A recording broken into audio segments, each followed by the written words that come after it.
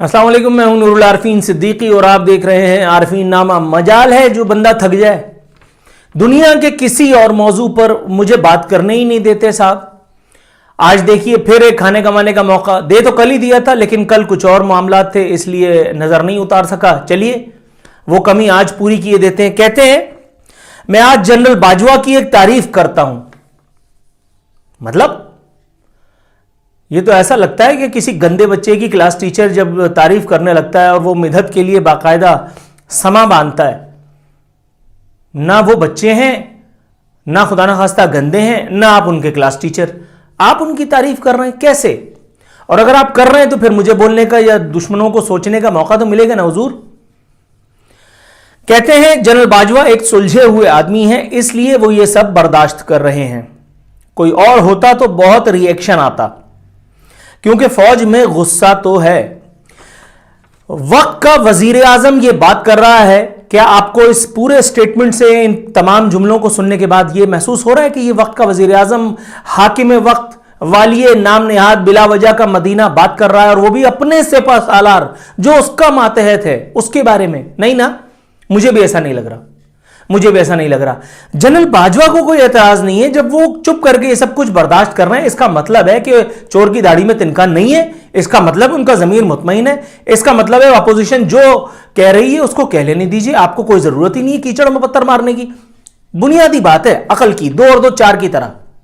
आप क्यों फुदक रहे हैं? आप इस मुल्क के वजीर आजम हैं या जनरल बाजवा के पीआर हो? और अगर जनरल बाजवा को कोई तस्हीह, कोई तरदीद, कोई तनकीद कुछ करना मकसूद होती तो उसके लिए आईएसपीआर मौजूद है। वक्त का वजीर आजम बिला वजह बैठ करके एक अपने चमचागिरी वाले चैनल पे एक चमचागिर को इंटरव्यू देते हुए ये सब बातें क्यों कह रहा है? क्या आपसे किसी ने फरमाइश की थी? क्या जनरल बाजवा ने आपसे कहा था कि इमरान जाओ जाकर के ये बातें करो? मुझे यकीन है ऐसा नहीं है। तो फिर आप क्यों बिला वजह ये पंगे लेते फिर रहे हैं? फौज में गुस्सा है, ये बात तो कोर कमांडर से इजलास में पता चल गई होगी, और अगर ऐसा है तो आईएसपीआर की रिलीज आ जानी चाहिए थी। आपको क्या जरूरत पड़ी है? आप क्या आईएसपीआर में मुलाजिम हैं या आप इस मुल्क के हाकिम हैं जो कि बताया गया है हमें? आप कहते हैं कि अपोजिशन फौज को ब्लैकमेल कर रही है ताकि एक मुंतखब जमहूरी हुकूमत गिरा दी जाए। फौज पर प्रेशर डाल रहे हैं ताकि एक डेमोक्रेटिकली गवर्नमेंट को हटा दो।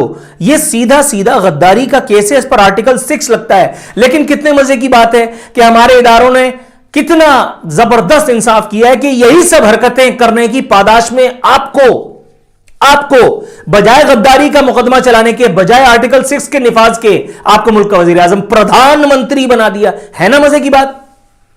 है ना मजे की बात?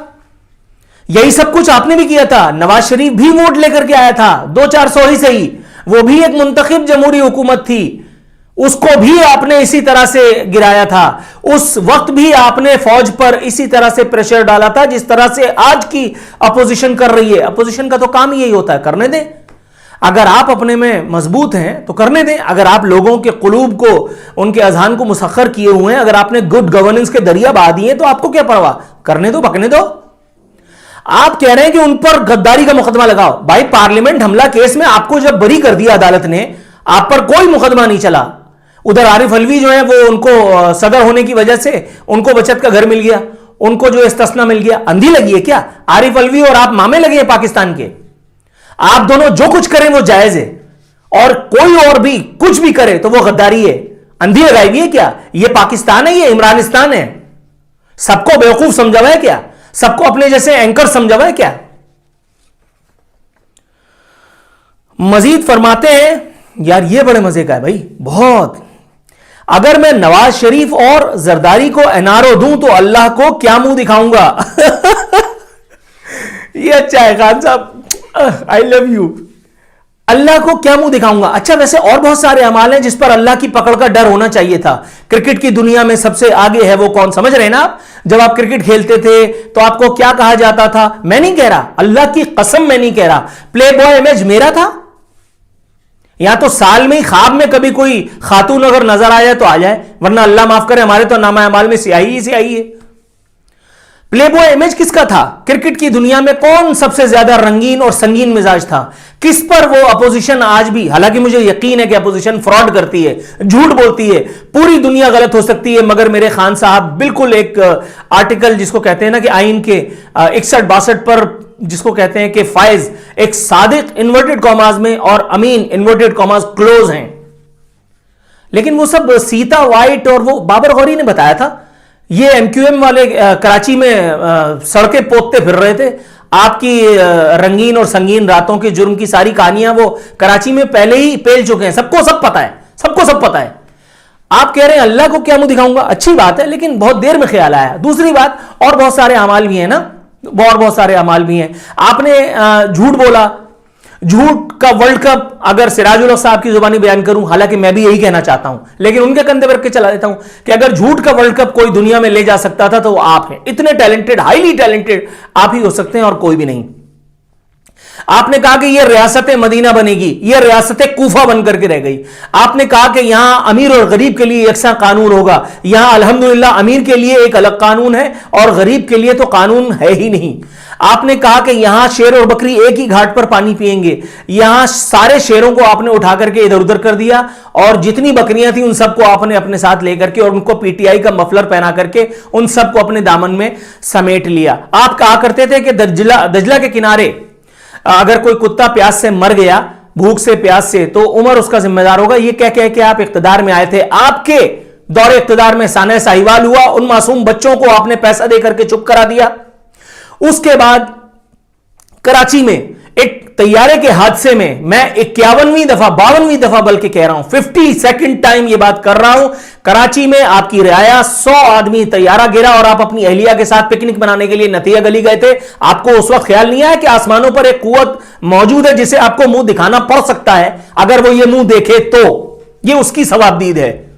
उसने आपको अमीर बनाया था, चाहे झोल झाल से ही सही। आप अमीर हैं, आप तो वो वाले अमीर भी नहीं हैं। चाय बिस्किट खा करके आपकी जिंदगी कट रही है, दुनिया बता चुकी है। आपकी कंजूसी की, आपकी बुखल की दास्तानें सब जुबान ज़दे आम है। मीडिया पे, यूट्यूब पे टाइप करो, 50 प्रोग्राम आ जाएंगे। आप अल्लाह को मुंह दिखाने से डर रहे हैं, और वो भी नवाज और जरदारी के को एनआरओ देने के हवाले से। आपने जो अपने मिनिस्टर्स को एनआरओ दिया है, आपने जो वो अपनी एक मोहतरमा जुल्फिकार मिर्जा साहब की एहलिया को एनआरओ देकर के वो मिनिस्टर बना रखा है, वो नजर नहीं आया? उन्होंने कितने कर्जे माफ कराए थे, वो नजर नहीं आया? शेख रशीद की जो अभी वो वीडियोस आई हैं, उससे पहले भी आई थी, उसके ऊपर कौन वो बात करेगा? और आपकी काबीना में इतने सारे लोग हैं, परवेज खटक, उसको एनआरओ दिया आपने, आपको अल्लाह का ख्याल नहीं आया। आमिर कियानी को आपने एनआरओ दिया, आपको अल्लाह का ख्याल नहीं आया। फिरदौस आशिक आवान को आपने एनआरओ दिया, आपको अल्लाह का ख्याल नहीं आया। उस वक्त अल्लाह मियां क्या माजल्ला माजल्ला माजल्ला मेरे मुंह में खाक आपके जहन से महव हो चुके थे। अल्लाह मियां रुखसत पे नहीं जाता, अल्लाह ताला की छुट्टी नहीं होती। आप तो कौम को बेवकूफ बना रहे हैं ना कि मैं छुट्टी नहीं करता, और भाई काम भी तो नहीं करते, बातें ही करते हो, डस डस डस, और वो भी हवा में। बहुत सारे मामलात हैं खान साहब, जरा ख्याल से। आप कहते हैं मैं जलसों का स्पेशलिस्ट हूं। जी, आप झूठ के भी स्पेशलिस्ट हैं। वो तमाम झूठ जो मैंने अभी गिनवाए, ये तमाम आपके झूठ और फ्रॉड और दरोग गोई में शुमार होंगे। दूसरे, आप जलसों के स्पेशलिस्ट नहीं हैं। आपको लॉन्च करने वाले बाबाए पीटीआई साबिक डीजीएसआई जनरल शुजा पाशा जलसों के स्पेशलिस्ट थे पीटीआई के। उसके बाद आपने कराची में कदम जमाने के लिए एमक्यूएम को भाड़े पे लिया और आपने कराची में जलसों की रिवायत डाली, कामयाब जलसों की पीटीआई के। दुनिया जानती है आप पैसा फेंक तमाशा देख वाली पार्टी से हैं। आप जलसों के स्पेशलिस्ट नहीं हैं, आप जमीरों को खरीदने वाले स्पेशलिस्ट हैं, और वो भी इसलिए क्योंकि बाबाए पीटीआई ने आपको ये सब लाइन पे लगाया था। वरना आप इस मुल्क के वजीर आजम तो छोड़िए, इस मुल्क के एडीसी भी नहीं बन सकते थे वजीर आजम के। यह बात आपको अच्छी तरह पता है। उसूलों की सियासत करते करते आप जो है वो जमीर फरोख्त करने वाली सियासत के मेंबर बन चुके हैं, यह आपको पता है। लेकिन चूंकि मीठा मीठा हपप कड़वा कड़वा थू है तो जान दे गड्डी पे लगे हुए हैं आप कहते हैं कि नवाज शरीफ ने मुल्क से भागने के लिए बीमारी की ऐसी एक्टिंग की कि उसे ऑस्कर मिलना चाहिए। बिल्कुल मिलना चाहिए, सानू की दे दो यार। लेकिन फिर आपको भी मजबूरी का, बेबसी का, झूठ का, दरोग गोई का, बहानेबाजी का नोबेल प्राइज मिलना चाहिए। नवाज शरीफ ने एक्टिंग की और आप दूध पीते बच्चे थे। आप बिब पहनते हैं, रोटी को आप चूची कहते हैं, पानी को मम्मम कहते हैं, दूध को दुद्धू कहते हैं। आपको जो है वो पालने में पाला जा रहा है। ऐसा ही है। आपको नहीं समझ में आ रहा था कि बारात कहां जा रही है? 70 साल के हो गए, खुदा का खौफ करें यार। 70 साल केले के छिलके पे पांव हैं, और मतलब अगर सरक गया तो कहां होंगे? यहां तो किसी की जिंदगी की भरोसा नहीं है इस वक्त।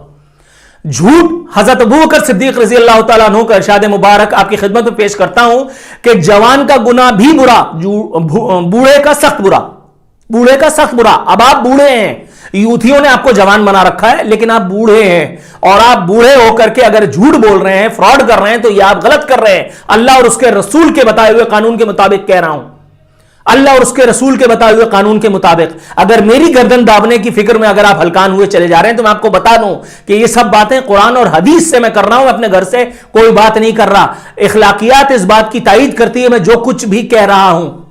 आप बातें करते हैं कि मैंने ये कर दिया, वो कर दिया, आपने कुछ भी नहीं किया। अगर उसने एक्टिंग की तो आपकी अकल घास चरने गई थी। आप तो ऑक्सफोर्ड के ग्रेजुएट हैं, वो तो नली और नारी और पाया वाला वजीर आजम था ना, वो तो इलेक्टेड नहीं था, आप इलेक्टेड थे। आप क्या कर रहे थे? आपकी काबीना क्या कर रही थी? आपकी मिनिस्टर यास्मीन राशिद क्या कर रही थी? डॉक्टर फैसल सुल्तान क्या कर रहे थे? आप लोग क्या सारे सत्तू पी करके बैठे हुए थे? खान साहब, मैं आपसे अल्लाह रसूल का वास्ता देकर के कहता हूं, प्लीज मुझे दुनिया का कोई और काम भी करने दीजिए। ये बार बार फुल टॉस फेंक करके जो है वो मुझे काइंडली डिस्ट्रैक्ट ना कीजिए। मुझे बहुत सारे और मौजूआत पे भी बात करनी है, लेकिन क्या करूं कि आप मौका ही नहीं देते। आई लव यू खान साहब,